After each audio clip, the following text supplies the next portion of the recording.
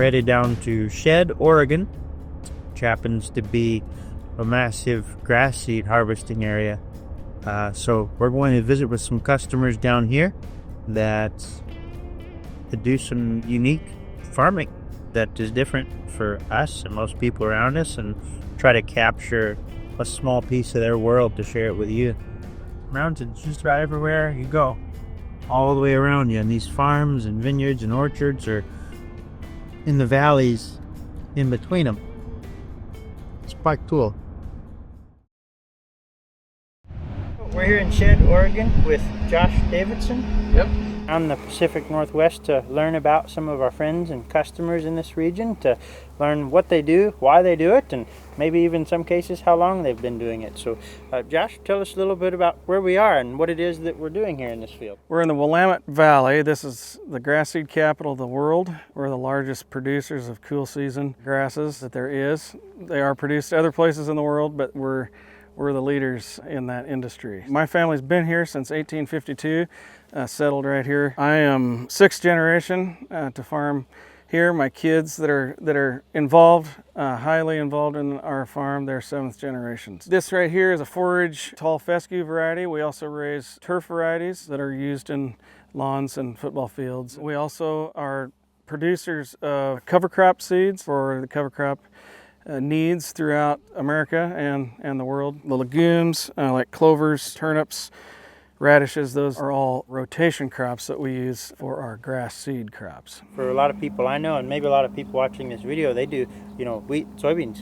Yeah, that's the rotation, We're a specialty crop type producers. We have cattle, cow-calf operation, and then we also do some stocker grazing too. And we have hazelnuts, or better known as filberts. So that's a pretty big thing here in the valley, always has been here.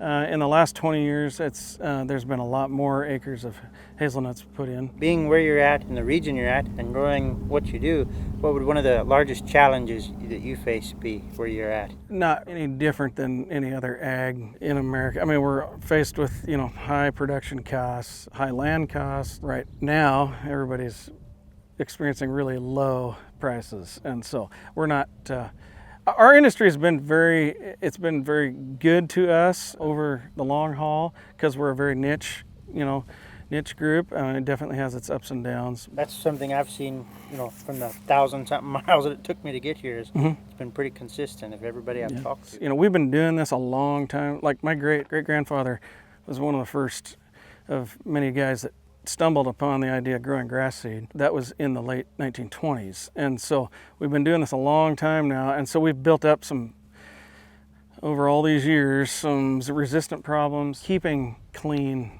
product. All this stuff is tested by the state, and the end user doesn't want weeds in his grass, Imagine that. So our weeds largely are other grass weeds. So we use a lot of, herbicide, and as time goes on, that herbicide doesn't work as good as it used to. So back to the rotation crops, that's why that's very important to break those cycles and stuff. But anyway, that's probably our number one problem, along with some pests. Like we have slugs is a huge problem, and mice, incidentally, is a huge problem too for us. How do you harvest it? What does that look like? So for some of us, we just come in with a draper head, we spread it, we forget about it.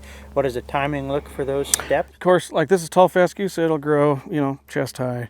And we would swath it at about a 35% moisture, 35-40%. That's a moving target from farm to farm. But we wait 10 days, and it's till about seed moisture is under 10%. Then we use just a regular combine it.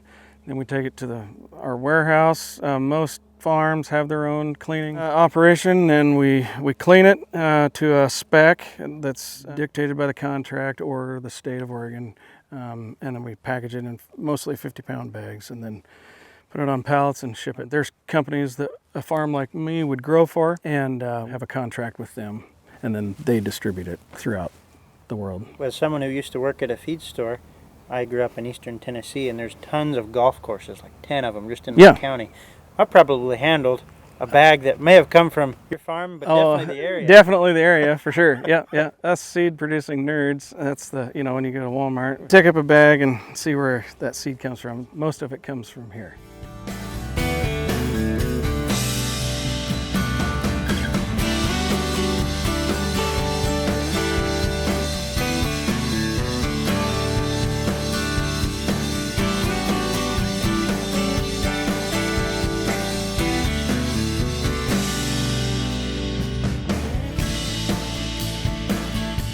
Know where most likely the seed you have that you spread in your yard comes from, here in Shed, Oregon. And thank you, Josh, for visiting us today. I really appreciate it. Thank you for taking time to talk with us and show us what your life looks like. Thanks for being here. Yeah, you're welcome. Starting to harvest another field of grass seed. They're harvesting a sort of ryegrass, I believe, right now. It seems to be going pretty well for them, so that's awesome. They've got 2 crews, this particular group does. The kernels or the seeds on the grass are fragile. I would describe it like a old variety of quinola. You blow on it, you look at it wrong, you hurt its feelings, it breaks apart.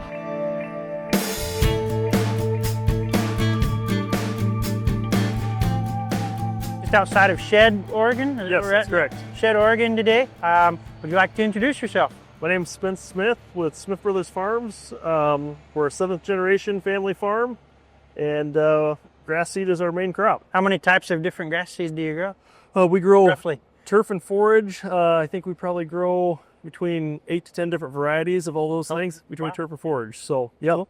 Is grass seed all you do? Do you do other things? Or? We grow some legumes for rotation. Okay. But primarily our goal is to get back into a grass crop. What is this we're next to?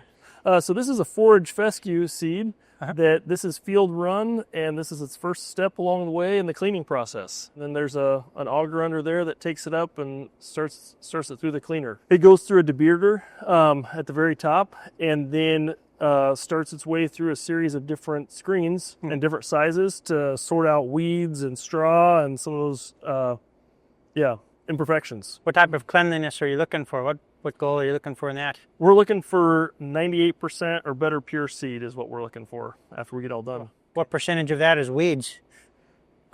Well, hopefully none. Yeah. It was 0 weeds is what we're after. Yeah. Okay. Yep. Yeah. So first it gets debearded, and then it goes through some sieves or filters to get it cleaned out. What's the next thing that happens? The next thing is it hits a set of carder discs, which will pick out those different weed seeds if they are in the crop. And it goes through different sizes. There's different pockets on those. And then after that, it'll hit an aspirator, and then it gets bagged into 50-pound bags. Awesome. Yeah. Awesome. And does somebody sit there with a scoop and load the bags one by one and weigh them? What does that process look like? Well, that process is fairly well automated. We still have people hanging the bags, and then there's automatic scales that tells it when it hits 50 pounds, it drops it, and the guys will sew it, and then from there it gets stacked. Goes into storage, hopefully not for too long, but it'll go into storage, and then depending on when the companies that we're growing it for want it, it will get shipped after that. So this is the first year you guys have done any of this, right?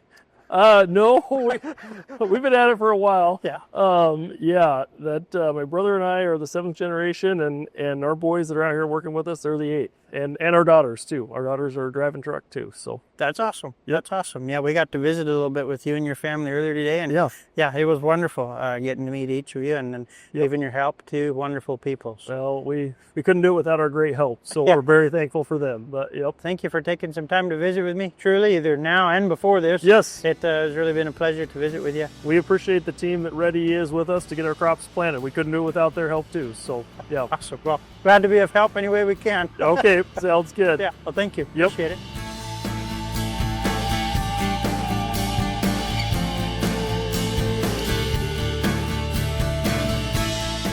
Make sure you like and subscribe to keep up on all the fresh content posted weekly, which includes helpful tips and tricks, new products, and various adventures. Also, make sure you check out RedE's website to shop our performance air seeder solutions.